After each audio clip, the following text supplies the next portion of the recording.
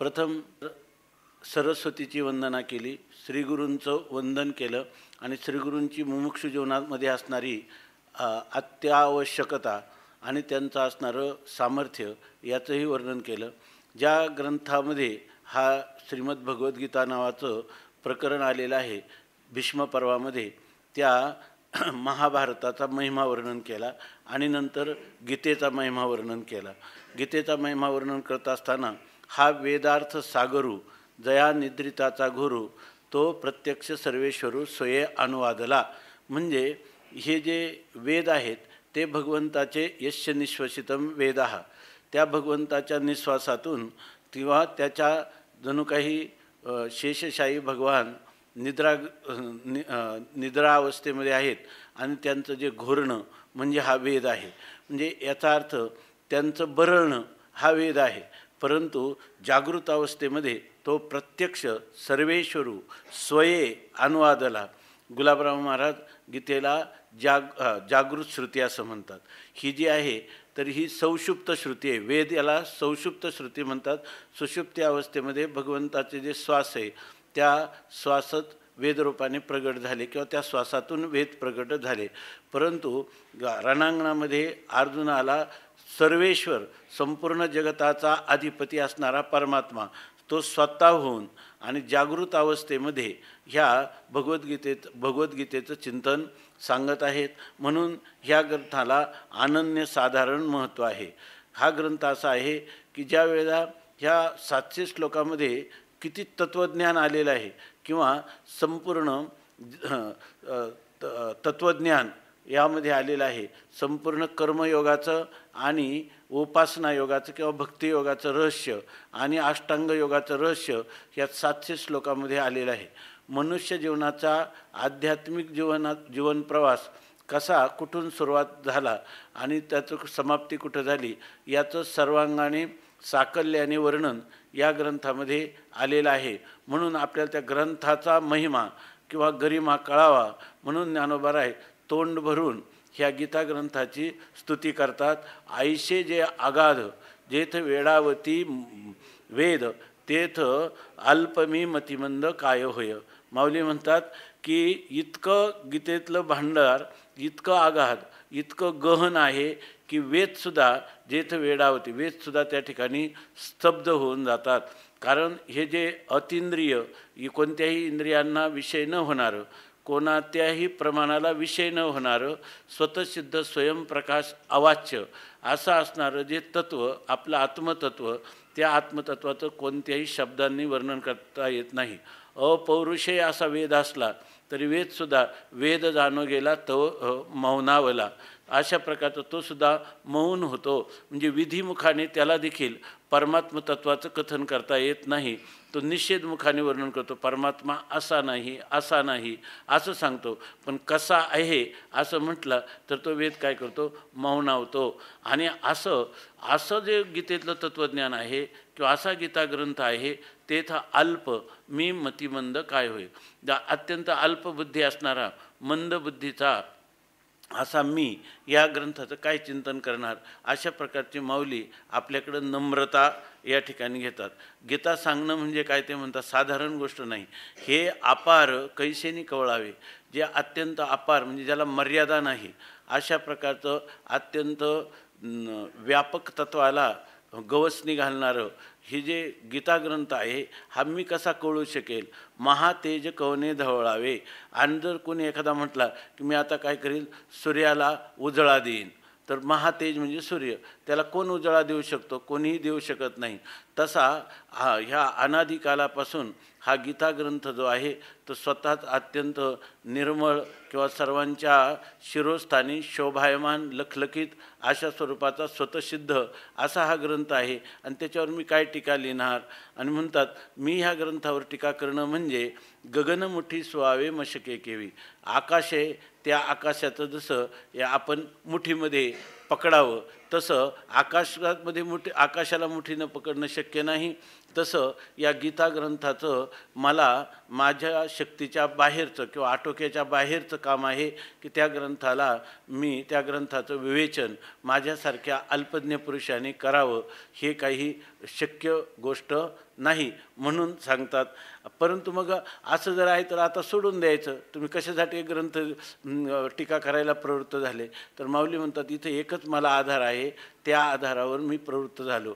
परी येथ असे एक आधारू, तेनेची बोले मी सधरू, जे सानुकूळ श्रीगुरु ज्ञानदेव म्हणे. माऊली सांगतात येथ एक आधारू असे, या ठिकाणी मला एकच आधार आहे. कोणता आधार आहे की त्या आधारामुळं सधरू म्हणजे आधारासहित, म्हणजे मला काहीतरी आश्रय आहे. ह्या ज्यावेळेला अनेक लोक ज्यांना गुरु परंपरेचं संप्रदाय परंपरेचं ज्ञान नाही आणि ते लोक जर ह्या ग्रंथावर बोलायला लागले तर ते वाटेल असा अर्थ करतील. ह्या गीतेवर जितक्या टीका आहेत प्रत्येक टीका आता लोकमान्य टिळकांनी केली तर त्यांनी संपूर्ण गीता ही कर्मयोग सांगते आणि कर्माने मोक्ष सांगते असं लिहिलं. रामानुजाचार्य जेव्हा लिहितात मध्वाचार्य तेव्हा ते म्हणतात की गीता उपासना सांगते आणि भक्तीने मोक्ष मिळतो असं सांगते. शंकराचार्य जेव्हा टीका करतात त्यावेळेला ते सांगतात की ज्ञानाने जीव ब्रह्मैक्य ज्ञानानेच मोक्ष होतो असं गीतेचं तात्पर्य आहे. याचा अर्थ गीतेचं तात्पर्य काढणं ही अत्यंत कठीण अशा प्रकारची गोष्ट. प्रत्येकाने ज्यांना ज्यांना या ठिकाणी गीतेमध्ये कोणाला विशिष्ट अद्वैत दिसलं, कोणाला शुद्ध अद्वैत दिसलं, कोणाला केवल अद्वैत दिसलं, कोणाला कर्म दिसलं, उपासना दिसली.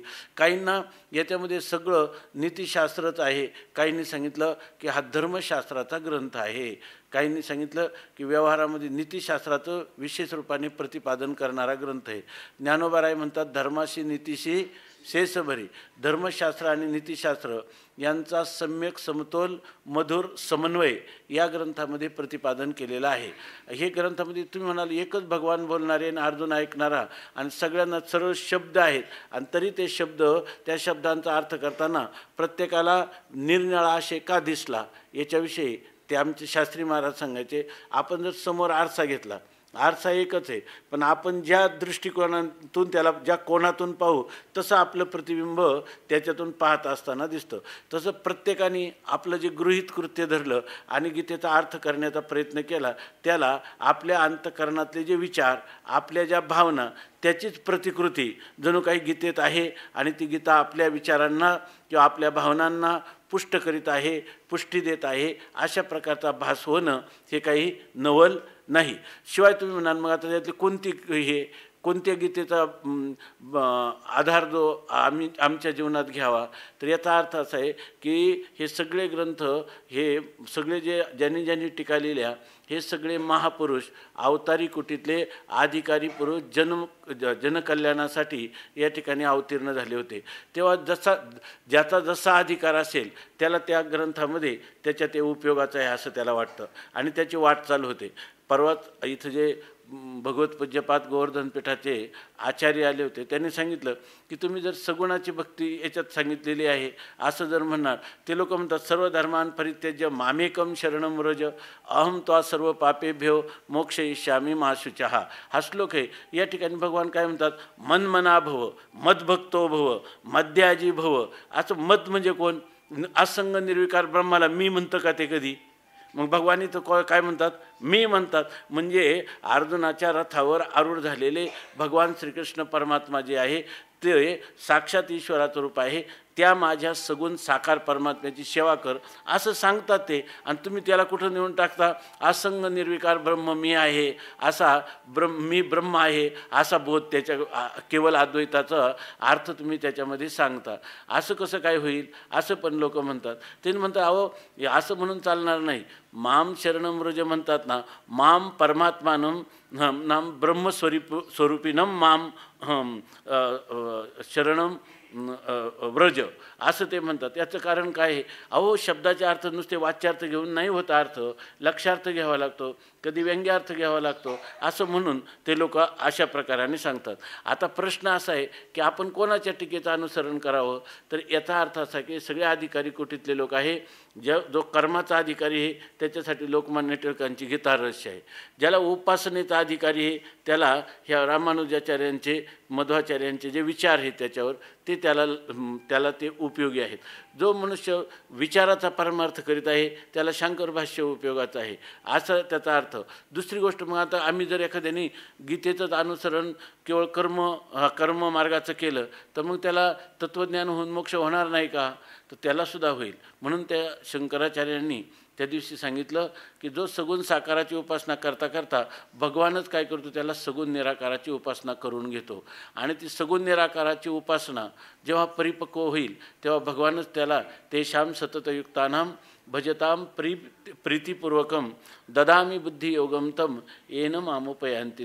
ते आपल्या स्वरूपाशी एकरूप व्हावा म्हणून भगवानच काय करतो, त्याला बुद्धीमध्ये स्फुरद्रूप होतो आणि त्याला तत्त्वज्ञान ब्रह्मज्ञान करून देतो, अशी स्थिती आहे. म्हणून सगुणाकडून सुरू झालं तरी सगुण साकारातून सगुण निराकार, सगुण निराकारातून निर्गुण निराकारामध्ये त्याचा प्रवेश होतो आणि त्याच्या जीवनाचा आध्यात्मिक प्रवासाची परिसमाप्ती आत्मज्ञानाने ब्रह्मज्ञानाने होऊन तो जीवनमुक्त होतो. आणि प्रारब्ध भोगून संपल्यानंतर तो पुरुष विदेह कैवल्याला प्राप्त होतो, तो त्याचा शेवटचा जन्म असतो. अशा प्रकारची सर्व सामग्री या गीतेमध्ये वर्णन केलेले आहे. तेव्हा ज्ञानोबाराय या ठिकाणी असं नम्रपणाने आपल्याकडं त्यांचा स्वभाव जो शालीन आहे त्या शालीन स्वभावानुरूप म्हणतात, हे अपार कैसेनी कळ. हे तर अपार आहे, याला तर पार नाही, याला मर्यादा नाही, अमर्यादित देशकाल वस्तू परिच्छेद रहित असं हे जे ज्ञान हा गीतेचा विषय आहे. आणि त्याला मी काय कवळ घालणार. त्या ठिकाणी स्वयंप्रकाश सूर्य असतो, सूर्याला कोणी सूर्याची अंगा उठणे लावित असे, त्या ठिकाणी सूर्याला कोणी उठणं लावेल का? तसं ह्या ग्रंथाचं मी काय सांगणार. हा ग्रंथ स्वतःसिद्ध स्वयंप्रकाश असा जगामध्ये हा गीतारूपी सूर्य उगवलेला आहे. आणि त्याचं टीका करून मी त्याचं काय प्रकाशन करणार आहे. गगनमुठी स्वावे मशके केवी. मशक म्हणजे एखादा चिलट. आता गगन म्हणजे आकाश, हे सगळ्या जगाला पोटात घेतं आणि त्या आकाशाला म्हणे मी सहज काय केलं, मुठीत धरलं. असं कधी होईल का? तसं ह्या गीतेसारख्या ग्रंथाची मी काय टीका करणार आहे. परी येथ असे एक आधारू. म्हणून तुम्ही का करण्याला प्रवृत्त झाले, तर ते म्हणतात की मला एक आधार आहे, मला एक आश्रय. लोक म्हणतात तू कोणाच्या जीवावर उड्या मारतो. म्हणजे याचा अर्थ तुझ्याजवळ सामर्थ्य नाही, परंतु त्याला कोणीतरी आश्रय असला पाहिजे. तेव्हा माऊली म्हणतात येथ असे एक आधारू आणि तेनेची बोले मी सदरू. सदरू म्हणजे ज्याला धर आहे, ज्याला आश्रय आहे, ज्याला आपल्या ग्रंथ कृती निर्माण करण्यासाठी पाठीमागं असणारा भक्कम असा आधार आहे, असा मी आहे. आणि तो म्हणजे आधार जर कोण असेल, जे सानुकूळ श्रीगुरु ज्ञानदेव म्हणे. काही लोक काय म्हणतात, आम्हाला गुरु आमच्या पाठीमागं आहे. परंतु तुम्ही म्हणता गुरु पाठीमागं आहे, पण गुरु आहे का? तुम्ही गुरूंना हे माझे गुरु असं म्हणतात, पण ते गुरु पण तुम्हाला म्हटले पाहिजे ना, हा माझा शिष्य आहे. म्हणजे तुकाराम महाराज सांगतात, देव माझा आणि मी देवाचा. आपणही श्रीगुरूंना अनुकूल करून घेतलं पाहिजे. म्हणजे ते श्रीगुरूंची अशा प्रकारची काया वाचा मनाने सेवा जेव्हा घडते तेव्हाच ते त्याला काय म्हणतात, तू माझा आहे. आणि शिष्य जेव्हा इतका अधिकार होतो की तो साधन चतुष्टयी संपन्न होतो, त्याच्या अंतःकरणात तीव्र जिज्ञासा निर्माण होते, तेव्हा तो म्हणतो की मी तुम्हाला शिष्यस्तेहम शाधी माम त्वाम प्रपन्नम. त्यावेळेला तोही म्हणतो की मी पूर्णपणे तुम्हाला शरणागत झालेला आहे. म्हणजे जरी शिष्य श्रीगुरूंना आपलं समर्पण झाला तरीसुद्धा त्याचा अंगीकार केला पाहिजे. आणि मग अंगीकार केल्यावरच म्हणू शकतो तो श्रीगुरू सारिखा असता पाठीराखा इतरांचा लेखा इतरांचा लेखा कोण करी, इतरांचा लेखा कोण करी. अशा प्रकारचं इतरांचा या ठिकाणी त्याला परवा वाटत नाही, कारण त्याला माहीत आहे श्रीगुरूंनी जर माझा अंगीकार केला तर मला या जगामध्ये कोणतीही गोष्ट अशक्य नाही. म्हणून ते म्हणतात सानुकूळ श्रीगुरू. गुरु आपल्याला अनुकूल असले पाहिजे. इथं निवृत्तीनाथ महाराज गुरु अनुकूल आहेत. चातुर्मास्यामध्ये जेव्हा त्या रेड्यासहित माऊली मोहिनीराजांच्या जवळ नेवाशाला थांबतात तेव्हा तू या गीता ग्रंथावर टीका कर अशी त्यांची काय आहे, आज्ञा आहे. आणि त्या आज्ञेनुरूप करतात. त्यामुळे ही गुरुवांची आज्ञा आहे तर तीच आपले पूर्ण करून घेईल. म्हणून माऊलींच्या ठिकाणी ह्या ग्रंथकृतीचा अभिनिवेश किंवा अभिमान कधीच होत नाही. किंबहुना तुमचे केले धर्मकीर्तन सिद्धी नेले, तेथ माझे जे उरले, पुढे या महाराज, तेथ माझे जे उरले पायिकपण. या ठिकाणी आपण एक याचे पायिक आहोत, सेवक आहोत असं माऊली म्हणतात. आता या ठिकाणी सांगतात की हे सर्व जे कार्य आहे हे सानुकूल श्रीगुरू असल्यावर कसं होतं. गुरूंचं सानुकूल होतं. गुरु जेव्हा शिष्यावर कृपा करायचं ठरवतात तर आपल्याकडे 3 कृपा सांगितलं. गुरूंना हात ठेविला मस्तकी, देऊनी प्रसाद केले सुखी. गुरूंनी केवळ मस्तकावर हात ठेवला तरीसुद्धा या ठिकाणी त्याचं शिष्याचं कल्याण होऊ शकतं. त्याला स्पर्श दीक्षा म्हणतात. स्पर्श दीक्षा दिली तरी त्याचं कल्याण होतं. किंवा आलिंगन घडे मोक्ष सायुज्यता जोडे, ह्या साधारणपणे शक्तिपाताच्या ह्या दीक्षा आहेत की ज्याच्यामध्ये कृपा कटाक्षे न्याहाळिले आपुल्या पदी बैसविले, अशा प्रकारच्या ज्या ह्या कधीतरी ज्याला लोह परिस्न्यायाने कोणाच्या तरी वाट्याला ह्या येतात. कारण ह्या शक्तिपात दीक्षेसाठी परंपरेचा आणि ज्या माध्यमातून त्या दीक्षा व्हायच्या त्यांचा एक विशेष अशा प्रकारचा अधिकार असतो. आणि तो अधिकार आता ह्या कराळ विक्राळ कलिकाळामध्ये फार कमी व्यक्तींचा आहे. तेव्हा ही जी परंपरा आहे ती परंपरा प्रवाहित करण्याचं कार्य शब्द माध्यमातून अधिक होतं. जे काही वेद उपनिषदांचे जे शब्द आहेत किंवा जे विचार आहेत ते शब्द त्याच्या बुद्धीवर आरूढ करून त्या समजावून देऊन त्या ठिकाणी आपला आत्मस्वरूपाचं यथार्थ ज्ञान करून देण्याचा शब्द माध्यमातून अधिक जो प्रघात आहे तो सध्या दीक्षा रूपात आहे. म्हणून या ठिकाणी म्हणतात सानुकूल श्रीगुरू म्हणजे श्रीगुरू जे आहेत, जसं त्रोटकाचार्यांनी नुसता त्रोटकाचार्यांच्या मस्तकावर केवळ शंकराचार्यांनी हात ठेवला आणि तेवढ्यानेच त्यांनी लगेच शंकराचार्यांनी सांगितलेला आज्ञा केलेला पाठ तो जसाच्या तसा सगळ्या लोकांच्या बुद्धीवर आरूढ केला. किंवा हा गावोबा जो आहे तर तो गावोबा एकदम वेडगळ स्वरूपात असणारा, कोणी तर मुका असं सांगतात, आणि त्या गावोबाच्या मस्तकावर नाथ महाराजांनी हात ठेवला तर त्यांनी पुढचं सगळं नाथ महाराजांचं रामायण या ठिकाणी पूर्ण केलं. ज्ञानोबारायांनी रेड्याच्या मस्तकावर हात ठेवला तर रेड्यामुखी वेद बोलविला, अशी कृपा चर स्थिर चर अचर कोणत्याही जंगम स्थावर कशावरही संतांनी करायचं ठरलं तर त्यांच्या ठिकाणी हे सामर्थ्य आहे. परंतु साधारणतः शब्दाच्या माध्यमातून हा जो तत्वबोध आहे तो करण्याचा प्रघात आहे. त्याप्रमाणे या ठिकाणी जर माऊली म्हणतात माझ्या सत्यवादाचे तप वाचा केले बहुत कल्प त्या फळाचे महाद्वीप पातली प्रभू, हे जे गीता ग्रंथ आणि याच्याकडे टीका करण्याला माऊली प्रवृत्त झाले.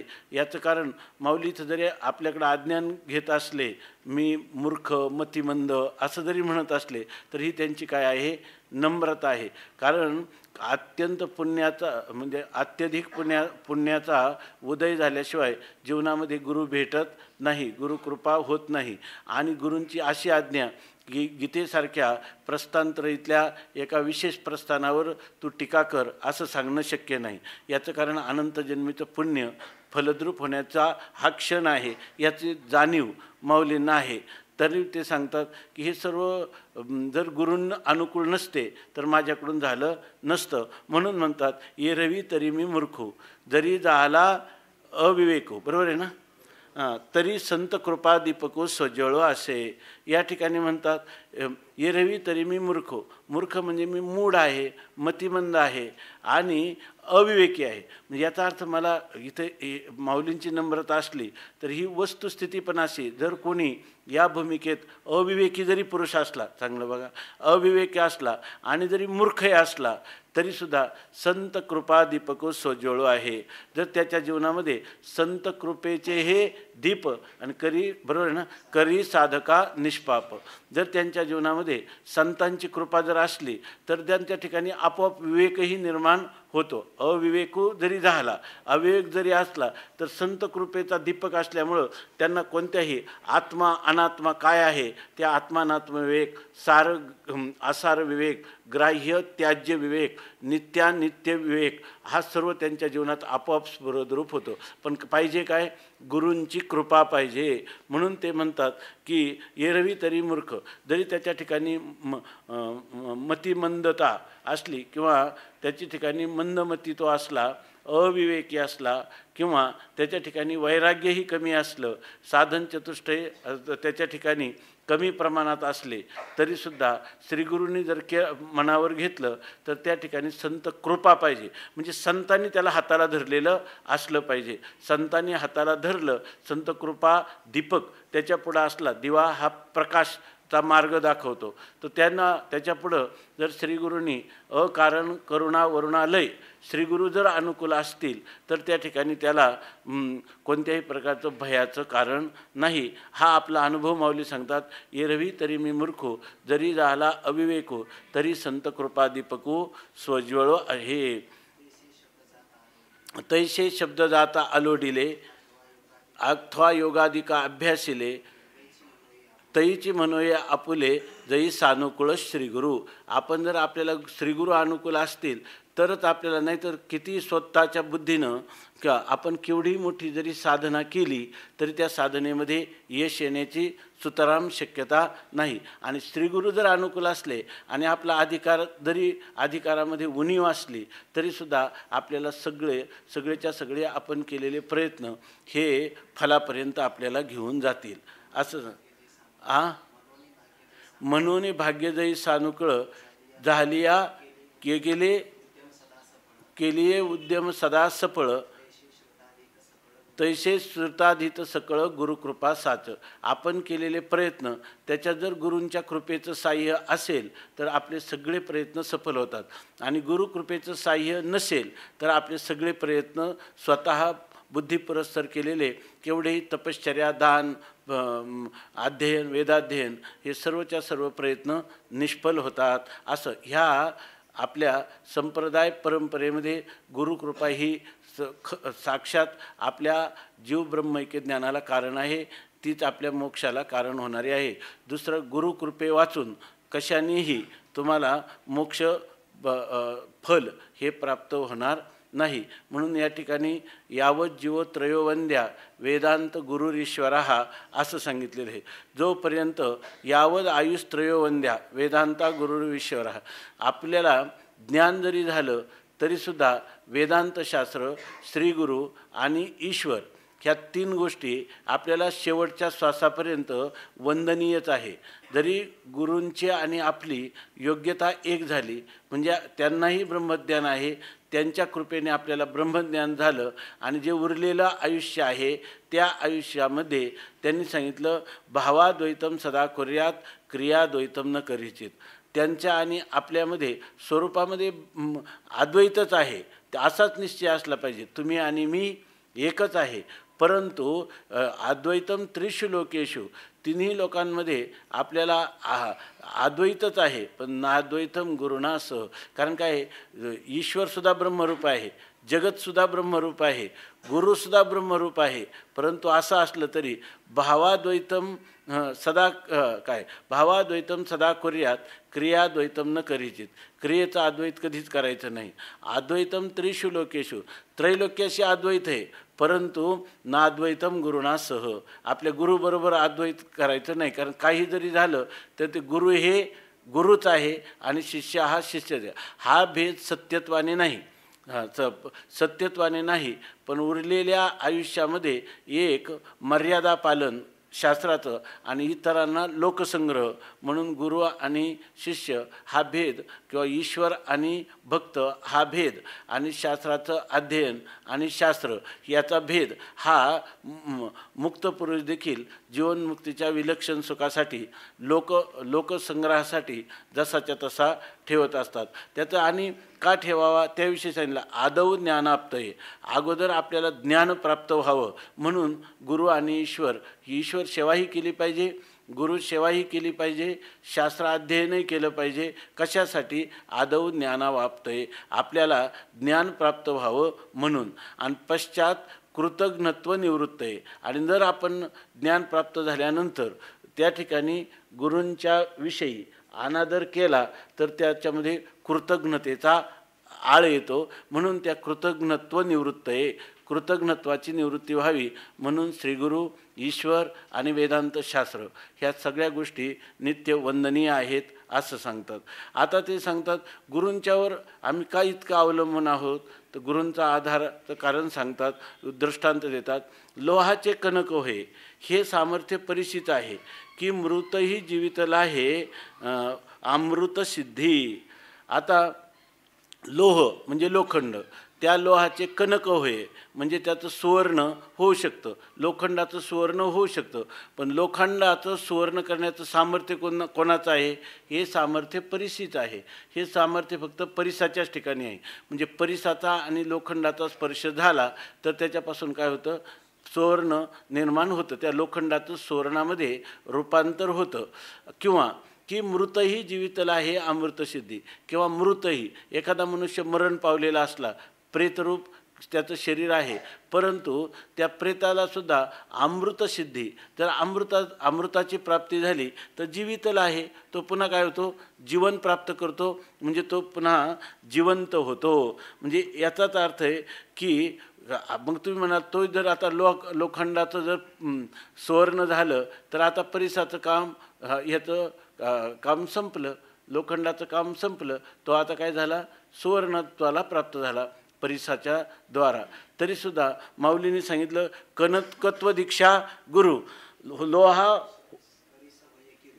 लोहा परिसू होय किरू परी जगा पोषिता व्यवहारू तोची जाणे. ऐकी नाही, जर तुम्ही म्हटलं की आता कनकत्व दीक्षा म्हणजे सुवर्णाची दीक्षा देणारा कोण आहे? गुरु कोण आहे?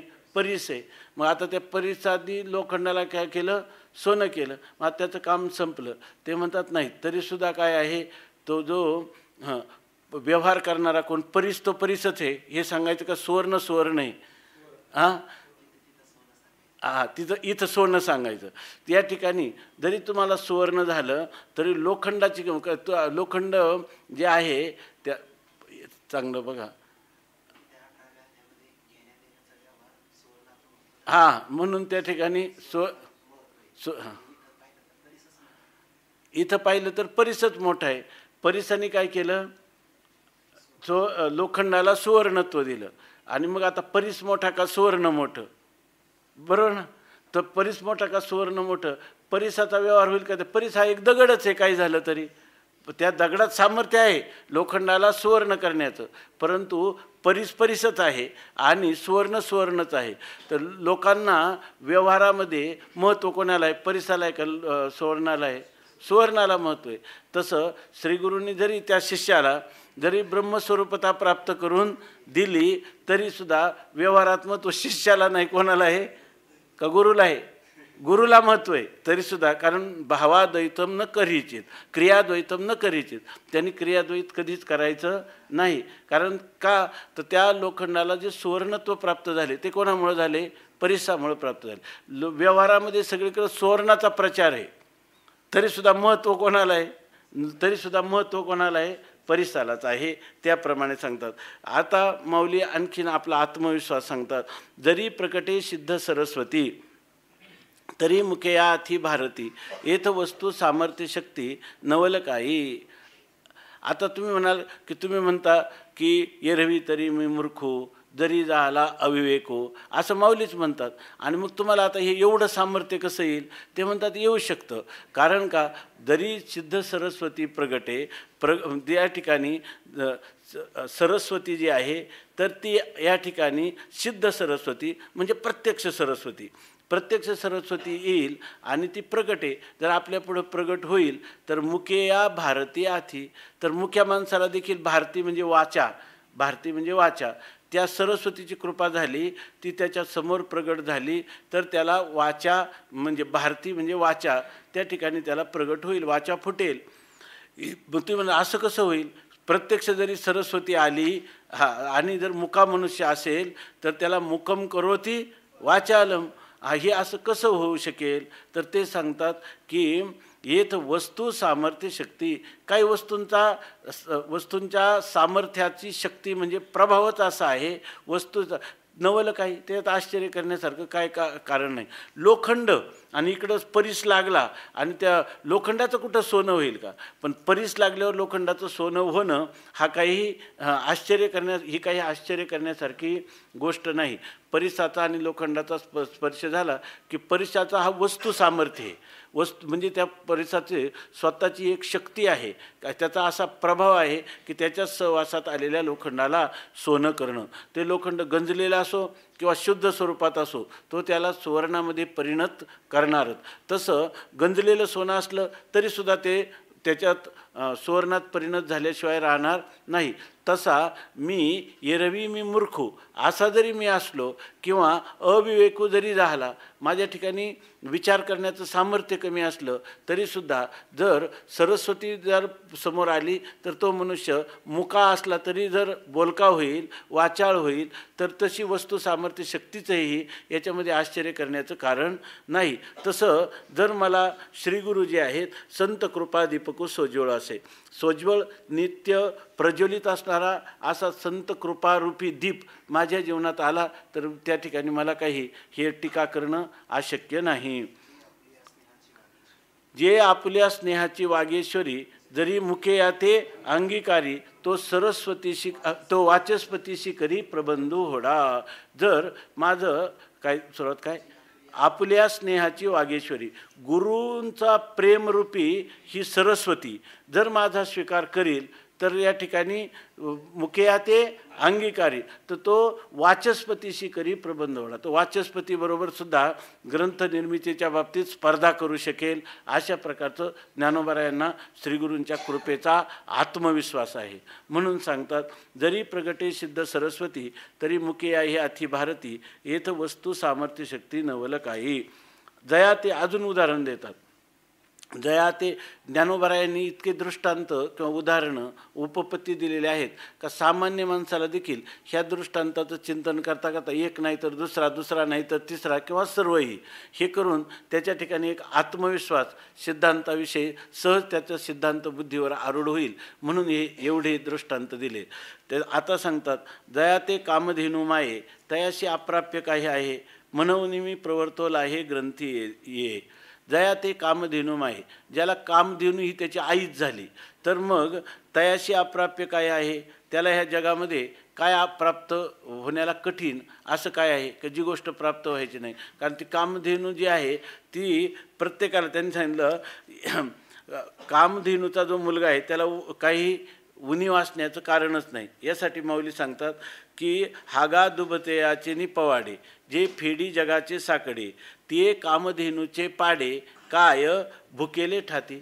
जर कामधेनू एखादा किती जगात किती दूध पाहिजे, समजा आज 1000 लोकांची पंगत आहे, जर कामधेनू असले तर त्या सगळ्या लोकांना काही कमी आहे का याच्यामध्ये. पण म्हणे काय ते कामधेनू 1000 लोकांचं दुधाचा पुरवठा केला पण तिचं वासरू आज उपवाशीच आहे. कामधेनूचे पाडे काय भुकेले ठाती, त्या ठिकाणी कामधेनूचं पाडं म्हणजे वासरू ते काय उपाशी राहणार आहे का, उपाशी राहणार नाही.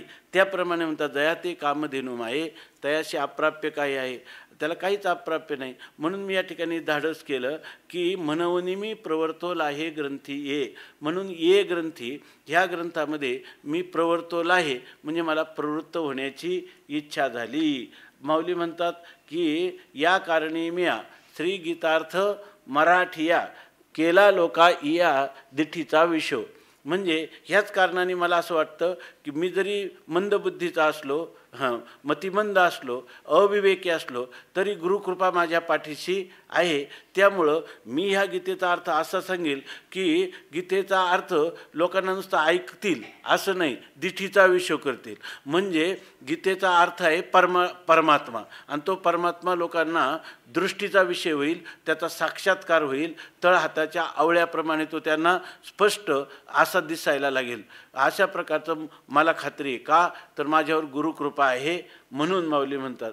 अरे माऊली म्हणतात हे काय अवघड काम नाही. देखा कामधेनू आईशी माये सदैवा जया होय आणि तो चंद्रुही परील आहे खेळावया. जर कामधेनूसारखी आई जर एखाद्याची असली तर त्याच्या मनात आलं आकाशातला चंद्र आपल्याबरोबर चेंडूसारखा खेळायला आणायचा, तर तो आणू शकेल की नाही. तशी माझ्या ठिकाणी गुरुकृपा आहे, म्हणून माझे नित्य नवे श्वासोश्वासही प्रबंध व्हावे. मी नित्य नवीन केलेलं माझं जे श्वासोश्वास आहे ना, त्या जसा भगवंताचा श्वास म्हणजे वेद आहे, तसे हे ग्रंथ किंवा प्रबंध ही ग्रंथरचना श्वासाश्वासात माझ्या श्वासातूनच सहज ही ग्रंथरचना निर्माण होईल असं माऊली या ठिकाणी म्हणतात. श्रीगुरु कृपा काय नोहे ज्ञानदेव म्हणे. गुरूंच्या कृपेने काय होणार नाही, अर्थात काही पण होऊ शकतं. म्हणून माऊली या इकडं प्रवृत्त झाले, त्याच्यात ते स्वतःचं काही ठेवत नाही, हे सर्व गुरुकृपेचं वैभव आहे. म्हणून माऊली ग्रंथ झाल्यावर सुद्धा काय म्हणतात, किंबहुना तुमचे केले धर्मकीर्तन सिद्धी गेले तेथ माझे जे उरले पायी कपन. आता मग श्रोत्यांना सांगतात अशा प्रकारे हे ग्रंथ मी सांगत असताना किती न या ठिकाणी आपल्याला महाराज सांगायचे की श्रोता आणि वक्ता यांचे संबंध कसे असावेत याचं पूर्णपणे वर्णन ज्ञानेश्वरीमध्ये आलेलं आहे. जर या ठिकाणी हे सांगत असताना कुठली प्रौढी नाही. माऊली काय सांगतात, तरी न्यूनते पुरते अधिकते सरते करोनी घ्यावे हे तुमते विनवितो असे. माऊली म्हणतात आता मी व्याख्यान करणार आहे गीतेचं, पण अगोदर तुम्ही सर्व श्रोते लक्षात घ्या की कधी कधी सांगण्यामध्ये न्यून म्हणजे माझी उणीव होईल. तरी न्यून जर माझ्याकडून काही न्यून झालं, उन सांगितलं, पूर्ण अर्थ स्पष्ट झाला नाही, परंतु माऊलींचा त्या श्रोते कोण आहे समोर, निवृत्तीनाथ प्रवृत्ती श्रोते आहेत. या ठिकाणी जो लिहिणारा आहे तोच प्रेत होता, प्रेतरूपातून पुन्हा ह्या सजीव झालेले सच्चिदानंद बाबा आहेत, मुक्ताबाई आहेत आणि इतरही कोण जे श्रोते असतील अधिकारी श्रोते आहेत. म्हणून ते म्हणतात तुम्हाला तर ज्ञान स्वतःसिद्ध आहे, फक्त तुमच्या आज्ञेचं पालन म्हणून मी हे ग्रंथ करण्याला प्रवृत्त झालेलं आहे. तर ह्या ग्रंथामध्ये जे न्यून असेल, जी उणीव असेल, तर ती उणीव तुम्ही पूर्ण करा. न्यूनते पुरते आणि अधिकते सरते. अधिकते सरते म्हणजे माझ्याकडून कधी त्याच्यापेक्षा अधिक काही सांगितलं गेलं, कधी कमी सांगितलं जाईल, कधी अधिक होईल, म्हणजे कमी अधिक होऊ शकतं, पण अधिक झालं तर ते तुम्ही सरते करा म्हणजे मान्य करा. मान्य करा म्हणजे काय, अधिक झालेला भाग, अनावश्यक भाग तो तुम्ही सोडून द्या. त्याच्याबद्दल म्हणजे तुम्ही दयार्द्र बुद्धीनं त्या ठिकाणी मनावर घेऊ नका. म्हणून जे अधिक असेल ते मान्य करा. मान्य करा म्हणजे सोडून द्या. जे कमी असेल तुमच्या बुद्धीत त्याचं स्फुरण आहे, अजून हे ज्ञानोबांनी सांगायला पाहिजे होतं, तर त्याची पूर्तता तुम्ही आपल्या ठिकाणी करून घ्या. करून घ्यावे हे तुमते विनवित असे, हेच मी तुम्हाला विनवणी करीत आहे. नाहीतर आपल्याला कधी माऊली म्हणतात मी इथं काय फक्त जसा यज्ञामध्ये एखादा पुरोहित असतो, ते कर्म करण्यात तो शेवटी म्हणतोच ना, यदक्षरम पदम भ्रष्ट मात्रा हिनंच यद भवेत तत्सर्वं क्षम्यताम देव प्रसिद्ध परमेश्वर. तो जसा म्हणतो की याच्यामध्ये काही जर शब्द चुकला असेल तर हे परमात्मन तू सर्त करून घे. त्याप्रमाणे इथं म्हणतात तरी पुरोहित गुणे मी बोलिलो पुरे उणे ते तुम्ही माऊलीपणे उपसाहिजोय.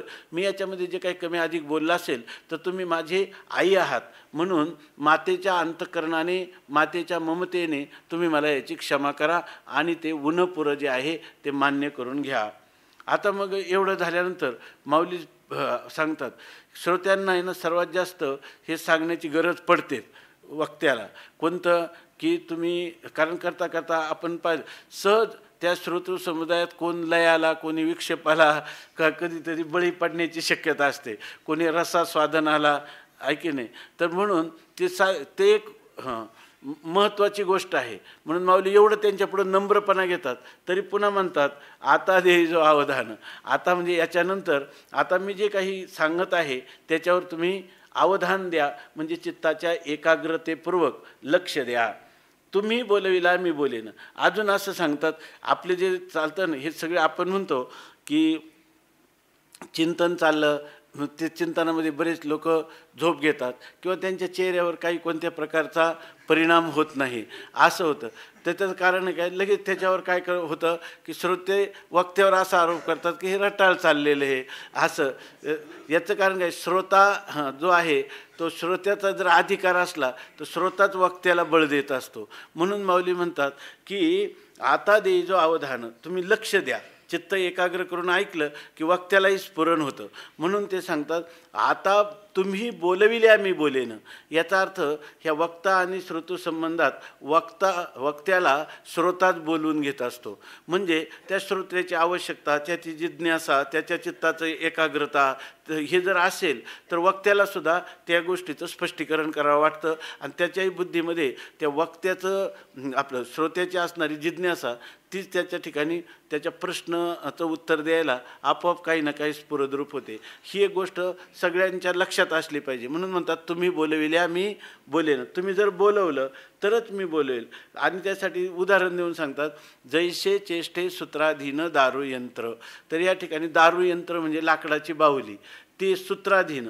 त्या पूर्वीच्या काळामध्ये ज्या कळसूत्री बाहुल्यांचा खेळ आहे त्याच्यामध्ये तो जो सूत्रधार आहे तो दिसत नाही, तो दूर राहतो पडद्याच्या बाजूला आणि ती दोरी पायाला बांधलेली असते बाहुलीच्या. तो जशाप्रमाणे ते दोरी हलवेल त्याप्रमाणे ती बाहुली नाचत राहते. तसं या ठिकाणी वक्ता जो आहे त्या वक्त्याच्या हातामध्ये काहीच नाही. साई खडियाचे बाहुले त्या काही प्रार्थावे सूत्रधाराते. साई खडा म्हणजे त्याला त्या लाकडाच्या बाहुलीचा खेळ. तो जसं सूत्र ओढील त्याप्रमाणे ती बाहुली हलते. त्याप्रमाणे जे काही सूत्रधार असणारे श्रोते ते ज्याप्रमाणे बोलतील किंवा ज्याप्रमाणे त्यांची प्रेरणा राहील वक्त्याला त्याप्रमाणे तो वक्ता जो आहे कळसूत्री बाहुलीसारखा नाचत असतो. इथे ज्ञानेश्वर उवाच हे ज्ञानेश्वर महाराजांनी लिहिलेलं आहे. म्हणजे श्रोत्या वक्त्याच्या बाबतीत बरीचशी गोष्ट श्रोत्यांवर अवलंबून असते. माऊली म्हणतात अरे मी हे जे बोलतो तर ते साई खडियाचे बाहुले चालवी त्या सूत्राचे नि चाले. तर तो सूत्रधार असतो तसं ते दारूयंत्र किंवा कळसूत्री बाहुली हालत राहते. तसं म्हणतात मी हे बोलत नाही. माते तैसा माते दावीत बोले स्वामी स्वामी तो माझे श्रीगुरू हे मला त्या शब्दांचे अर्थ समोर दाखवतात आणि माझ्याकडून वधवून घेतात. अशा प्रकारचं सांगितलेलं आहे. आता माऊली म्हणतात ही जशी त्या कळसूत्री बाहुलींची स्थिती आहे, कळसूत्री बाहुलीची जी स्थिती आहे तीच माझी आहे म्हणतात. तैसा मी अनुग्रहितू साधूंचा निरूपितू ते आपुला अलंकारितू भलतया परी. म्हणजे ह्या ठिकाणी श्रोत्यांनी वक्त्याची केलेली शरणागती नाही, वक्ता श्रोत्यांना शरणागत व्हायला पाहिजे, वक्त्याने श्रोत्याची शरणागती व्हायला पाहिजे. माऊली काय म्हणतात तैसा मी अनुग्रहितो. तसा आहे ना मी तुमच्या कृपेचा अनुग्रहाचा भाजन म्हणजे मी आहे. म्हणजे तसे आज तुमच्या कृपेचा अंकित मी आहे आणि साधूंचा निरूपितो. आता मला जे काम आहे ना तर मला हे काय आहे साधूंचा निरूपितो म्हणजे फक्त साधूंचा निरोपे आहे. तुका म्हणे मज धाडिले निरोपा मार्ग हा सोपा सुखरूप. सगळा भार वक्त्यांवर टाकतात माऊली. मी अनुग्रहितो तुमच्या कृपेचा असून या ठिकाणी साधूंचा निरूपितो. साधूंचा फक्त निरोप सांगायचा आहे. पोस्टमनचं काही काम नाही. पोस्टमननी कोणाला मुलगा झाला हा निरोप आणला किंवा एखाद्याचे वडील मरण पावले म्हणून निरोप आणला, त्याचं काम काय आहे फक्त निरोप देण्याचं काम आहे त्याचा. तसं ज्ञानोबाराय म्हणतात की मी साधूंचा फक्त काय साधूने आज्ञा करावी आणि त्या प्रकाराने करायचं एवढंच माझं काय. तुम्ही म्हणता की टीका सांगा म्हणून या ठिकाणी टीका सांगण्यास प्रवृत्त झालो. वास्तविक या टीकेमध्ये मी माझं म्हणजे याचा अर्थ आपण जे काही चिंतन करतो ते स्वतःच्या बुद्धीचं स्फुरण नसलं पाहिजे. ते सगळं शास्त्र संवादी किंवा साधूंना मान्य असणारे जे विचार आहेत ते विचार फक्त निरोप म्हणून सांगायचे. तुका म्हणे मज धाडिले निरोपा मार्ग हा सोपा सुखरूप. तसंच ज्ञानोबाराय म्हणतात मी साधूंचा अनुग्रह झालेला ज्यांनी माझ्यावर अनुग्रह किंवा कृपा केली असं साधूंचा केवळ निरोपया मी आहे. आता म्हणतात आता मी तर ज्ञानेश्वरी आपलं गीता सांगण्याला प्रवृत्त झालो टीका करायला. आता मी कसं सांगणार तर ते म्हणतात मी सांगणारच नाही. ते आपुला अलंकारितू भलतया परी. त्यांना वाटत असेल तसं त्यांनी मला सजवावं. जसं लहान मुलाचं कौतुक कोणाला आहे आईला आहे आणि त्या मुलाला कळतं का तरी माझे काय दागिने आहेत आणि कोणते अलंकारण मला कशा प्रकारची उटी आणि मला कसा गंध लावा काहीच नाही. आता काय करायचं ते काय आई आपल्या कौतुकाने त्या मुलाला सजवीत असते. तसं ह्या सगळ्या साधू पुरुषांनी मज भलतया परी अलंकारित त्यांना वाटेल तशा प्रकारे त्यांनी माझा शृंगार करावा, मला नटवावं असं सांगतात. उलट माऊली तर असं म्हणतात की कालच सांगितलं तुम्ही, जर मी सांगत असताना जर माझ्यामध्ये काही उणीव झाली, उणिवेशी ठाके उभे, जर काही उणीव झाली तर तुम्हाशीच कोपे, मी तुमच्यावरच रागवेल, ही उणीव का राहिली. तुम्ही जर म्हणायला लागले की ज्ञानोबा आहे ह्या अर्थ सांगण्यात तुमचं जरा कमी पडलं, तर मी काय म्हणणार, मग तिथं नको स्मरण करून द्यायला तुम्हाला, नंतर म्हणता तर मी तुमच्यावरच रागवेल असं माऊली म्हणतात का. त्याच्यासाठी बरं ही कमी पडलं म्हणून माझ्या बुद्धीचा दोष झाला म्हणून मला माझ्याकडे हे येणार नाही. हे सगळं काय आहे, राजाचे लेकरू पांघरे वाकळ तरी ते सकळ लाज कोणा. तुकाराम महाराज म्हणतात, समर्थाची लाज आपुल्या नावाची, शरण आली याची लागे चिंता. तुका म्हणे नग्न भाज तरी ते लाज कोणाशी. जरी एखाद्याच्या स्त्रीला जर कपडे नसेल तर त्याची लज्जा कोणाला आहे, त्याच्या पतीला आहे. तसं किंवा आता माझी लाज तुझं यदुराया, जसं द्रौपदी म्हणते त्याप्रमाणे ह्या विवेचनामध्ये जर काही कमी झालं तर ह्याचा सर्वांचा ठपका कोणावर ठेवील, तुमच्यावर ठेवील असं म्हणतात. आणि हे सगळं झाल्यानंतर ज्ञानेश्वरी सुरू होऊन 1 महिना झाला, अजून धर्मक्षेत्रे कुरुक्षेत्रे काय सांगेनात. म्हणून त्या ठिकाणी निवृत्तीनाथ महाराज या ठिकाणी तव श्रीगुरु म्हणती राही, हे तुझं बोलावे न लगे काही, आता ग्रंथा चित्त देई झड करी वेगा. स्वामी महाराजांनी ह्या ओव्या म्हणजे विस्ताराने सांगा. पहिल्या वेळेस ओव्या बराच दिवस झालं, मग ते आम्ही अभ्यास करायचो, हे संदर्भ आणा ते संदर्भ, आणि ते चाललं. ते जवळजवळ महिनाभर चालले त्या 20 ओव्या. एक दिवस दादा स्वामी महाराज म्हणले, एकदाच त्या मंगलाचरणातून काढून टाकावं. ज्ञानेश्वरी ऐकायची म्हणे, हे कुठं आता त्याच्यात म्हणे हे चांगलं आहे, चिंतन होतं त्या निमित्ताने, पण म्हणे मला तर हे माहीतच आहे, मला सांगण्याची गरज नाही. आणि बाकीचे सगळे झोपलेले असतात, मग त्यांना सांगून उपयोग नाही.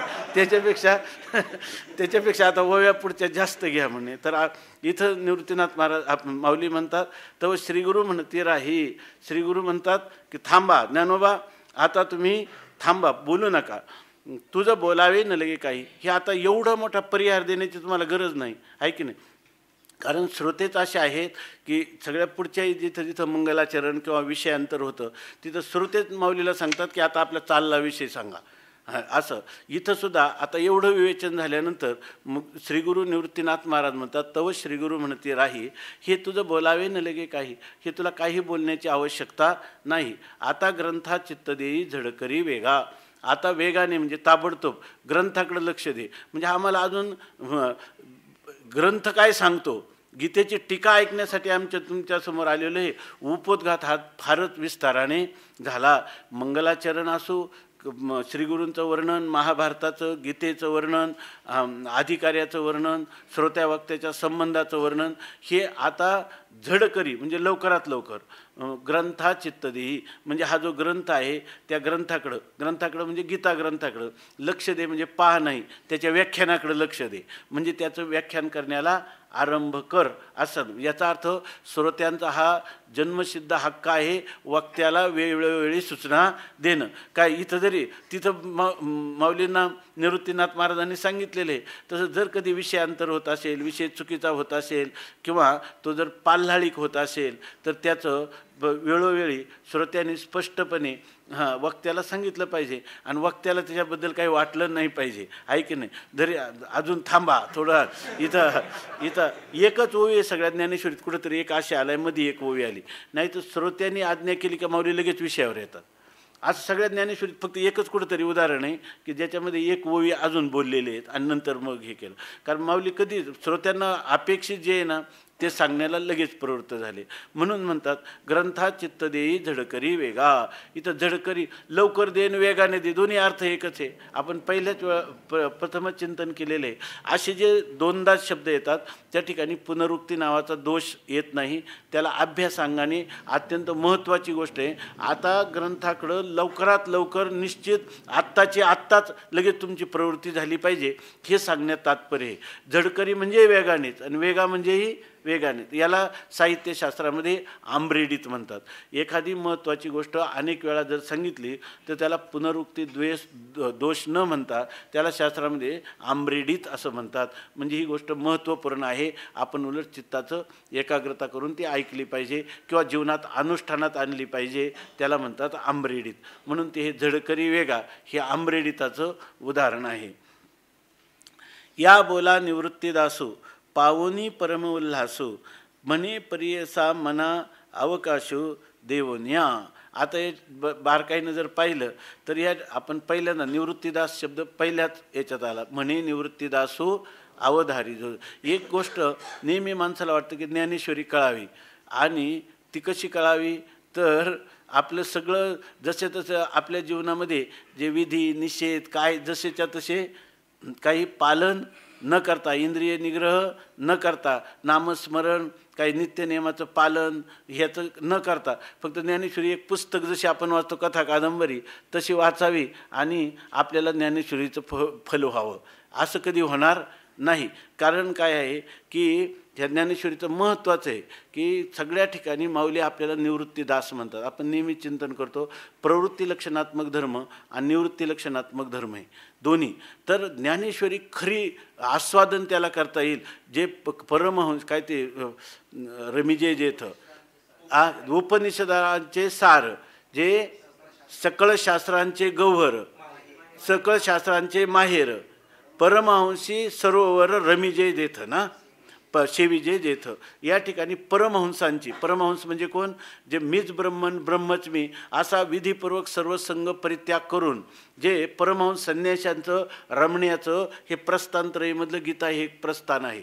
प्रवृत्तीचे दास ज्ञानेश्वरीपासून त्यांना अदृष्ट उत्पन्न होईल, परंतु त्यांना ह्याचा आनंद भोगता येणार नाही, कारण निवृत्तीपरायण जीवन पाहिजे. प्रवृत्ती लक्षणात्मक धर्मात काय आहे, या लोकाचं सुख किंवा परलोकाचं सुख असं त्यांना पाहिजे. हे सुख ज्ञानेश्वरीच्या नुसत्या वाचनाने पदांच्या यांनी तुम्हाला होईल. तुम्ही सहज स्वर्गादी लोकांमध्ये जाऊ शकता, वैकुंठामध्ये सलोकता सायुज्यापर्यंत जाऊ शकता. परंतु ज्याला मोक्ष, ज्याला जीवनमुक्ती हे फळ पाहिजे त्याला निवृत्तीपरायण जीवन असलं पाहिजे, की ज्या जीवनामध्ये इहलोकातल्या आणि परलोकातल्या अनुकूल मानलेल्या विषयांच्या भोगाच्या त्यागाच्या इच्छेस, बरोबर आहे ना, अशा प्रकारची ही त्यागाची इच्छा म्हणजे असं वैराग्य त्याला पाहिजे की उठिलेने वैराग्य जेणे त्रिवर्गो ऐसा सांडणे का वमुनिया सुने आत्ताची गेले. या ठिकाणी त्याला अपर वैराग्य नाही तर परवैराग्य पाहिजे. तर अशा हे सुद्धा अपर वैराग्याचं उदाहरण झालं. परवैराग्य म्हणजे काय, विषय पाशी आलिया शेनरी घे हे काय म्हणवनी. विषय अनुकूल प्राप्त झाले तर ते विषयातही काही आपण पे वाचवणी नाही, विषय कवना काही बाधितील कवना, अशा प्रकारची ज्याची स्थिती आहे तो ह्या निवृत्तीचा दास आहे. निवृत्तीपरायण जीवनाचा दास झाला याचा अर्थ त्यांनी संपूर्ण जे कोणतं असेल अनुकूल्येश संकल्प प्रातिकूल्येश वर्जनम रक्षिष्यती ती विश्वासा गोप्तृत्ववर्णम तथा आत्मनिक्षेप कार्पण्यो षड्विधा शरणागती. हे जेवढे निवृत्तीचा दास व्हायचं म्हणजे आपल्या जीवनामध्ये फक्त निवृत्ती, हे दुसरं काही नाही. निवृत्तीच्या अनुकूल संकल्प, निवृत्तीच्या प्रतिकूल संकल्पाचा परित्याग, हे निवृत्तीपरायण जीवनच माझं रक्षण करणार आहे. आणि त्याच्या बाबतीत रक्षणासाठी मी ही ज्ञानेश्वरी मी माझ्या जीवनामध्ये निवडलेली आहे. आणि हे करत असताना मी याच्यामध्ये मला झोकून दिलेलं आहे आत्मनिक्षेप आणि कार्पण्य, अत्यंत दिनतेचा भाव ज्ञानोबरायांच्या पुढं असं ज्याला असेल तर तोच निवृत्तीदास आहे. आणि तोच या ठिकाणी म्हणतात या बोला निवृत्तीदासो. इकडं काय म्हणतात की तुम्ही थांबा, आता तुम्ही ग्रंथाकडं चित्त द्या. की ग्रंथाकडं चित्त द्या म्हटल्याबरोबर निवृत्तीपरायण जीवन निवृत्तीनाथ महाराजांचं आहे. आणि त्याचे दास्य कोण आहे, दोन्ही म्हणजे गुरु आणि शिष्य हे दोघे जर निवृत्तीपरायण जीवन असतील तर त्यांना ह्या ग्रंथाचा विशेष आस्वाद करता येईल. म्हणून या बोला निवृत्तीदासो ह्या निवृत्तीनाथ महाराजांच्या बोलण्यावर निवृत्तीनाथ महाराजांचे दास ज्ञानेश्वर महाराजांना काय असं नाही वाटत का अहो अजून आम्हाला तुम्हाला बरं सांगा, आम्हाला वाटतं तुम्हाला ज्ञान द्यावं तुम्ही म्हणता थांबा थोडं, असं नाही म्हणत. हां, पावोनी परम उल्हासो. ज्ञानेश्वर महाराजांना देखील अत्यंत आनंद झालेला आहे. ते आमचे शास्त्री महाराज म्हणायचे की तुम्हाला येतं ते सांगू नका, त्यांच्या जीवनात जे उपयोगाचं आहे ते सांगा. तुम्हाला येतं ते सांगून काय उपयोग आहे, त्यांना जे आवश्यक आहे, ज्यातून त्यांच्या जीवनाचं आध्यात्मिक उत्थान होईल, ते तुम्ही श्रोत्यांना सांगितलं पाहिजे. आणि ज्या वेळेला वक्त्याला श्रोते म्हणतात थांबा, तर त्यावेळेला वक्त्याला काही वाईट वाटता कामा नाही, तर ते म्हणतात या पावनी परम उल्हासू म्हणे. पण म्हणून माऊली हे विसरत नाही का, ठीक आहे मग आता मी सांगतो. पुन्हा म्हणतात परियसा ऐका, आणि पुन्हा काय, मना अवकाशू देवनिया ऐका, मनात जागा करा. म्हणजे आता मनाला अवकाश द्या, म्हणजे तुमच्या मनात काही भरलं असेल, आत्तापर्यंत दुसरे विचार असतील, ते सगळे विचार तिथून बाहेर काढा आणि मनाला मोकळी जागा करा. म्हणजे त्या मोकळ्या जागेमध्ये मी सांगितलेले विचार तुमच्या बुद्धीवर आरूढ होतील, हे सांगायला विसरत नाही माऊली. मनाला स्वस्थ करून तुम्ही या ठिकाणी मनाला मोकळं करून, मनामध्ये जागा करून तुम्ही ह्या गोष्टी, आता गीते तुम्ही म्हणताच ना की या ठिकाणी ग्रंथा चित्त देई झडकरी वेगा. मी आता वेगाने ह्या ग्रंथाच्याच विषयी तुम्हाला बोलायला प्रारंभ करतो. तुम्ही सावधान चित्ताने ऐका असं म्हणतात. म्हणे परियसा मना अवकाशू देवनिया. आणि मग नंतर ह्या ग्रंथाचा आरंभ होतो. धृतराष्ट्र उवाच धर्मक्षेत्रे कुरुक्षेत्रे समवेतायुत्सवाः मामकाः पांडवाश्चैव किम कुर्वत संजय. आता भगवान परमात्मा आपलं भगवान ज्ञानोबाराय या ग्रंथावर, ज्या ग्रंथावर टीका करतात, त्याच्यातला गीता ग्रंथातला प्रथम अध्यायातला हा प्रथम श्लोक आहे. आणि हा कोणाच्या मुखातून आहे, तर धृतराष्ट्राच्या मुखातून आहे. म्हणजे ह्या गीतेला आरंभ कुठून झाला, धृतराष्ट्र उवाच, धृतराष्ट्र म्हणत आहे. आता हा धृतराष्ट्र जो आहे तो अंध आहे की नाही. धृतराष्ट्र अंध आहे, त्यांनी प्रश्न विचारला आणि त्याच्या प्रश्नातून हा ग्रंथ संपूर्ण निर्माण झाला. धृतराष्ट्र, आंधळ्या धृतराष्ट्रासाठी हा जो निर्माण झाला प्रश्न, तो तुमच्या आमच्यासाठी काय उपयोगाचा. तर या ठिकाणी जर आपण याचा यौगिक अर्थ पाहिला धृतराष्ट्र शब्दाचा, तर धृतम राष्ट्रम येन सा धृतराष्ट्र. ज्यांनी राष्ट्र धारण केलेले, तो राजा आहे की नाही, बरोबर ना. तर त्या राष्ट्र त्यांनी धारण केलेलं आहे, म्हणजे तोच खरा. ह्या ज्या राज्य जे होतं ते कोणाला होतं, त्यालाच राज्य होतं काय, कुठलं, त्याला हस्तिनापूरचं जे राज्य आहे ते कोणाला आहे, धृतराष्ट्राला आहे.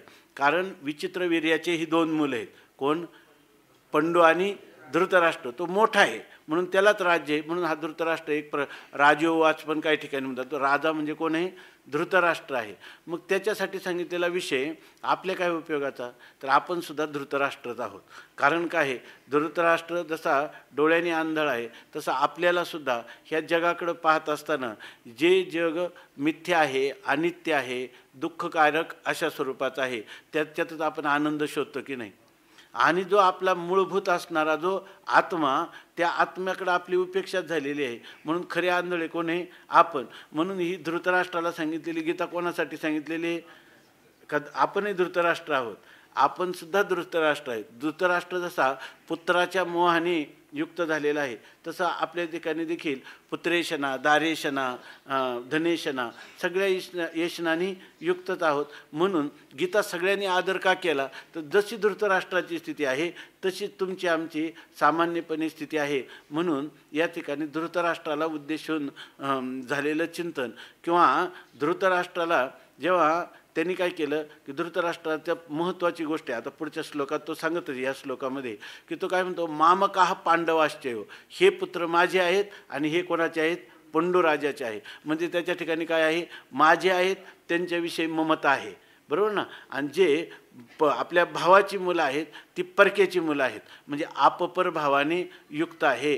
म्हणून या ठिकाणी आपल्या ठिकाणी आपपर भाव नाहीत का, आपलं सगळं जीवन आपपर भावाने. त्याला असं वाटतं की तो त्याला व्यासमुनी सांगायला जातात, त्याला भगवान श्रीकृष्ण शिष्टाय करायला दुर्योधनाकडे जातात, त्याच्यासाठी साक्षात भीष्माचार्य त्याला उपदेश करतात की अन्यायाचं राज्य मिळवणं चांगलं नाही, याच्यावर अधिकार कोणाचा आहे, युधिष्ठिराचा आहे. तोच या ठिकाणी राजपुत्र, त्याला काय म्हणतो आपण, युवराज म्हणून त्याची नेमणूक केलेली आहे. त्याला तो राज्य देऊन टाक, काही नसेल तर अर्ध तरी घ्या, काही नसेल तर वडिलोपार्जित 5 गावं तरी द्या. पण तो काय म्हणतो, सुईच्या टोकावर माती इतकं सुद्धा त्याला राज्य देणार नाही. अशा प्रकारचा इतका पुत्रमोहात तो सापडलेला आहे. बरं, दुसरी गोष्ट, त्यांनी जे काही छळ केला, त्याच्यामध्ये उगीच द्यूत खेळले आणि त्याच्या निमित्ताने राज्य अन्यायाने मिळवण्याचा प्रयत्न केला. त्याच्यात त्यांना 12 वर्ष वनवास, 1 वर्ष अज्ञातवास, तोही सगळा भोगून आल्यानंतर पुन्हा कृष्णदिकांनी शिष्टाई करून आमचं राज्य आम्हाला परत द्या किंवा आमचं अर्ध राज्य द्या, कशालाच तयार झाले नाही. बरं, याला सगळ्याला धृतराष्ट्रसुद्धा असं म्हटलं नाही की नियमाने ते राज्य त्यांना मिळायला पाहिजे, नीतिशास्त्र किंवा राजनीतीप्रमाणे त्यांना मिळायला पाहिजे. धर्मशास्त्र हेच सांगतं. मी तर आंधळा आहे, तरी पण त्यांनी ते राज्य द्यायला प्रवृत्त नाही. आणि अशा वेळेला ज्या वेळेला हे महाभारत युद्ध होण्याचं ठरलं, मग आता युद्धाशिवाय पर्याय राहिला नाही, त्यावेळेला व्यासमुनींनी त्याला येऊन सांगितलं की बा तुला आता हे युद्ध पाहायचं आहे का? त्यांनी सांगितलं मी आयुष्यभर सगळं आंधळा राहिलो आणि मरताना आता आपल्याच वंशाचा पांडव जरी गेले आणि कौरव जरी गेले तरी आपला कुरुवंशाचाच नाश होणार आहे, उघड्या डोळ्याने मी कशाला पाहू? मग व्यासांनी सांगितलं त्यांच्या एका त्या घोड्याच्या काय त्याला म्हणतात, हा घोड्याचा खरारा करणारा किंवा जी त्यांची घोडशाळा, त्या घोडशाळेमध्ये अश्वशाळा, त्या अश्वशाळेमध्ये काम करणारा एक नोकर आहे संजय. पण त्या संजयाला भगवान व्यासांनी त्या ठिकाणी 2 सिद्धी दिल्या, दूरश्रवण आणि दूरदर्शन. ह्या दोन्ही त्याला प्रत्यक्ष युद्धामध्ये काय चाललं हे दिसतही होतं आणि तो इथं त्याच्या ठिकाणी त्याला ऐकू पण येत होतं आणि तो त्या धृतराष्ट्राला हे सर्व सांगत होता. धृतराष्ट्र जो प्रवृत्त झाला, तो धृतराष्ट्र कशासाठी प्रवृत्त झाला, त्याला या म्हणजे प्रश्न विचारतो तो कशासाठी, तर धृतराष्ट्राला असं वाटलं की या ठिकाणी वास्तविक तो काय म्हणतो, धृतराष्ट्र काय म्हणतो, धर्मक्षेत्रे कुरुक्षेत्रे समवेता युत्सवाः मामकाः पांडवाश्चैव किम कुर्वत संजय.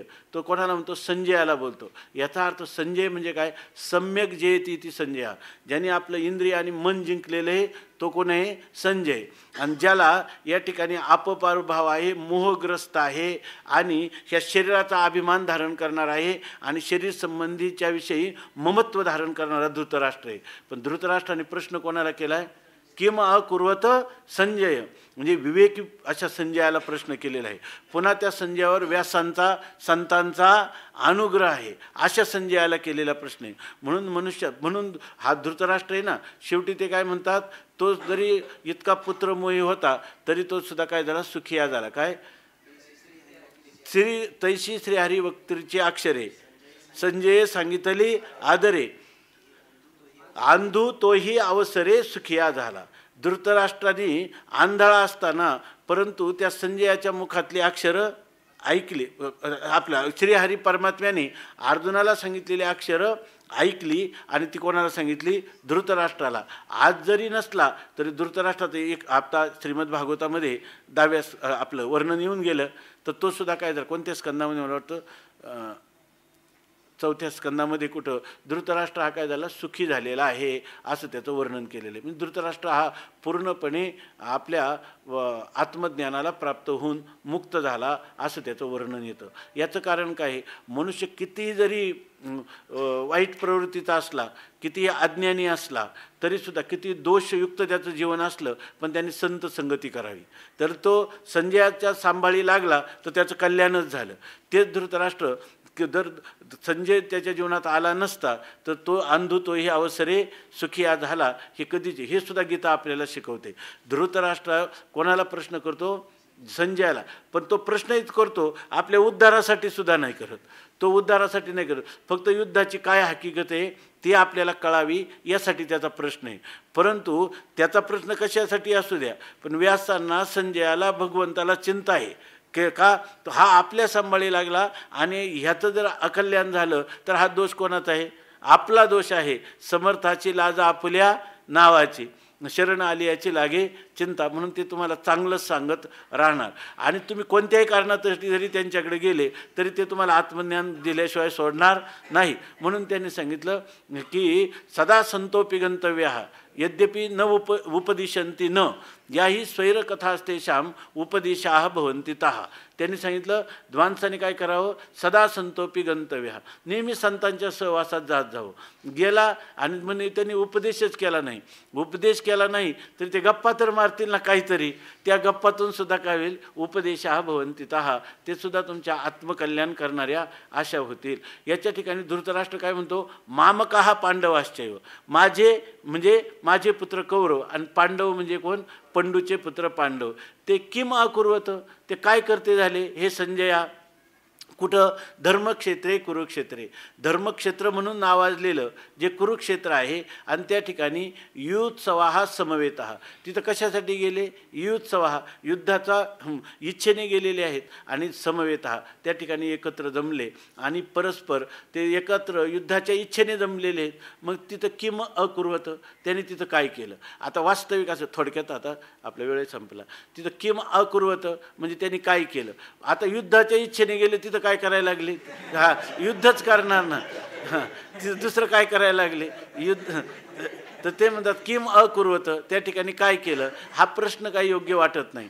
त्याचं कारण आहे का, धृतराष्ट्राच्या मनात दुसरं आहे की हे जे पांडव आहेत ना, हे मूळचे सात्विक आहे आणि माझी मुलं आहेत ती दुष्ट प्रवृत्तीची आहेत आणि दोघंही युद्धासाठी गेलेले. परंतु आता सांगितलं ना, येतं वस्तू सामर्थ्य शक्ती नवल काही, हे जे कुरुक्षेत्र हे धर्माचं क्षेत्र आहे, धर्माचं रक्षण करण्याचं हे क्षेत्र आहे. आता उद्या आपण पाहू थोडं, तर तिथं त्या कुरुक्षेत्रावर हे ते धर्मक्षेत्र आहे आणि तिथं युद्धाच्या इच्छेने गेलेले आहेत. त्यामुळं असं होऊ शकतं की मुळातच पांडव सात्विक आणि ते कुरुक्षेत्राचा असता वस्तू सामर्थ्य आहे की त्या ठिकाणी त्यांना अधिक सद्बुद्धी झाली, तर ते काय म्हणतील, आपल्या बांधवांना मारून रक्ताचे भोग भोगण्यापेक्षा रक्ताने माखलेले हे राज्य त्यांना घेऊ द्या ना, आपण भिक्षा मागता भली, असं त्यांच्यामध्ये जर झालं तर हे युद्ध थांबू शकतं. किंवा कदाचित काय होईल, आता ह्या युद्धात एवढाच संहार व्हायचा आणि आपण या पांडवांना वगैरे मारणार किंवा आपण मारणार, मग त्या ठिकाणी कौरव दुष्ट प्रवृत्तीचे, पण ते धर्मक्षेत्र आहे ना, जरी दुष्ट असले तरीसुद्धा त्यांच्या बुद्धीत काय होईल, सद्बुद्धी त्यांना उत्पन्न होऊ शकते. त्यामुळे ह्या युद्धाचं काही त्यांनी केलं म्हणजे युद्धापासून परांमुख झाले का, कारण का दोन विकल्प त्याच्या पुढे, मूळ पांडव सात्विक असल्यामुळेही त्यांचा बुद्धीमध्ये बदल होऊ शकतो आणि हे दुष्ट असले तरी बदल होऊ शकतो, कारण कुरुक्षेत्र धर्मक्षेत्र आहे. म्हणून तो म्हणतो धर्मक्षेत्रे कुरुक्षेत्रे समवेता, जमलेले, युत्सवाः युद्धात उत्सुक झालेले, मामकाः म्हणजे माझे, पांडवा म्हणजे पांडूचे पुत्र, किम अकुर्वत काय करते झाले, हे संजया, असं तो विचारतो. उद्या पाहू. पुंडलिक वरदा हरी विठ्ठल, श्री ज्ञानदेव तुकाराम ज्ञानेश्वर महाराज की जय.